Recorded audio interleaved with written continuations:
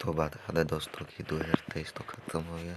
2024 में एक अरविंद अकेला कॉलो का धमाकेदार ब्लॉकबस्टर सॉन्ग आपके बीच में आ चुका है, जिस सॉन्ग का नाम है बंदूक। तो ये सॉन्ग मिले आपको आइकॉन भोजपुरी बवाल चैनल यूट्यूब के चैनल पे मिल जाएगा।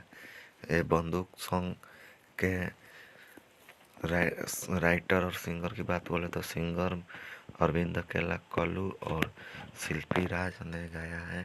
और इस बंदूक सॉन्ग के राइटर की बात करें तो भागीरथ पाठक ने लिखा है।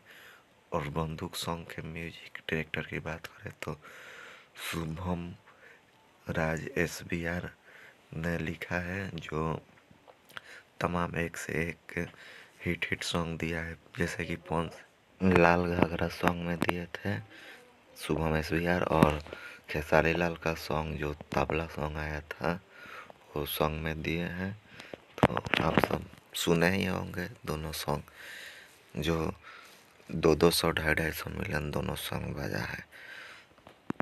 जो तो जाके बंदूक सॉन्ग सुनिए अरविंद अकेला कल्लू का। और मेरे चैनल पर पहली बार आए हैं आकाश कुमार प्रसाद ऑफिशियल पे, तो मेरे चैनल को सब्सक्राइब करें एंड लाइक कमेंट शेयर करें।